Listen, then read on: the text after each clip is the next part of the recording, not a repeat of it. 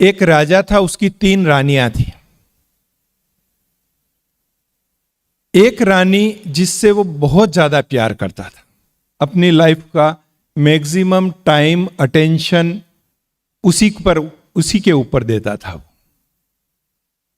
उसकी प्रोग्रेस के लिए वो बहुत कुछ करता था, अपना दिन भर का सारा टाइम देता था। दूसरी रानी को वो उससे कम टाइम देता था, कभी कभी वीक में 15 दिन में मिल लिए, बात कर ली, थोड़ा बहुत इज्जत दे दिया, उतना ही उसके साथ उसका व्यवहार रहता था। और तीसरी रानी के साथ तो बहुत ही कम व्यवहार था उसका, मुश्किल से 1-2 साल में कभी मिले नहीं मिले, इस प्रकार का पूरा है। राजा की डेथ हुई, धर्मराज की कोर्ट में उसका केस चला, लेखा जोखा चित्रगुप्त ने सब प्रस्तुत किया। तो धर्मराज ने कहा कि भाई आपको या तो सजा होगी या आप किसी की जमानत ले आओ तो आपको छूट मिल सकती है। राजा ने सोचा जमानत क्या बड़ी बात है, वो जिस रानी को वो इतना प्यार करता था वो तुरंत आके दे देगी। तो उसने उस रानी को मैसेज भिजवाया कि आप जरा जमानत दे दीजिए तो मैं छूट जाऊं, नहीं तो मुझे सजा होगी।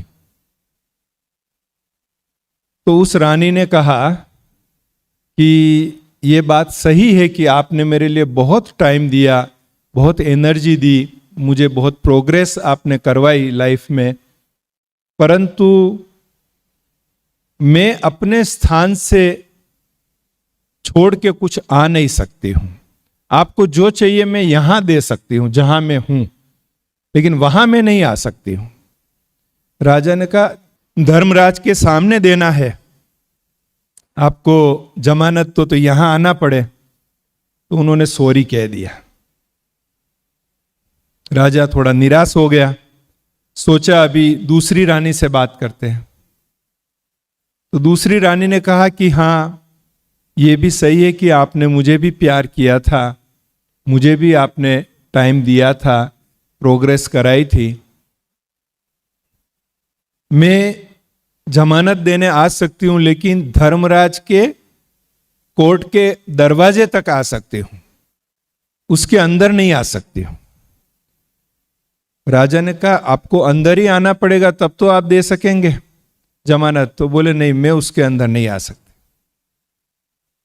राजा तो बिल्कुल निराश हो गया कि अब तो जमानत मिलने का कोई चांस ही नहीं है। तीसरी रानी तो उसे याद भी नहीं आ रही थी कि भाई वो भी कभी थी और वो मुझे जमानत देगी, लेकिन अब और कोई उपाय नहीं था। तो उसने सोचा कि चलो ये तीसरी रानी को मैं बुला लूं। तो उसको मैसेज दिया कि ऐसे जमानत देनी है। तो तीसरी रानी बिना किसी सवाल जवाब के तुरंत तैयार हो गई और कहा कि हाँ मैं आ रही हूं जमानत देने के लिए। और वो जमानत देने आई और राजा छूट गया। अब ये और किसी राजा की कहानी नहीं है, ये आप और हम जो सब यहां राजा महाराजाएं बैठे हैं, ये उसी की कहानी है। हम सबकी ये 3 रानियां हैं जिसका हम जिंदगी भर अटेंशन रखते हैं। पहली रानी है हमारी धन संपत्ति, जिसके लिए हम सारी जिंदगी लगाते हैं, मकान, बंगले, गाड़ी, बैंक बैलेंस, SIP बैलेंस, सारा। और जब धर्मराज के दरबार में हमारा केस चलता है, हमारे कर्मों का लेखा जोखा का केस चलता है, तब जिस रानी को हमने अपने जीवन में सबसे ज्यादा समय दिया वो वहां आती है, जमानत देने आ सकती है। वो कहते मैं अपने स्थान से हिलूंगी भी नहीं, यहां से जो चाहिए ले लो, लेकिन मैं नहीं हिलूंगी। दूसरी रानी है हमारे मित्र संबंधी, जिनके साथ भी हमने काफी समय दिया, जिनके लिए भी हमने बहुत कुछ किया। वो कहां तक आते हैं? शमशान तक आते हैं, उसके आगे वो भी नहीं आते। वहां धर्मराज के दरबार में आना हो तो उनमें से कोई नहीं आता है। लेकिन तीसरी रानी वो है हमारे कर्म, हमारे सत्कर्म, और उसके द्वारा जो हमने दुआएं कमाई है, वो दुआएं जिंदगी भर में कुछ भी थोड़ी सी भी दुआएं कमाई होगी हमने, वो हमारे साथ खड़ी होती है,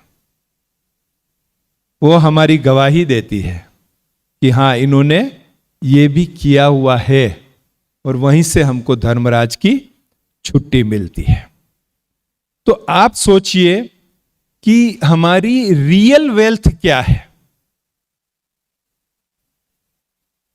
ये जो अभी हम कलेक्शन कर रहे हैं ये भी जरूरी है, जीवन जीने के लिए इसकी भी जरूरत है, लेकिन इसके साथ साथ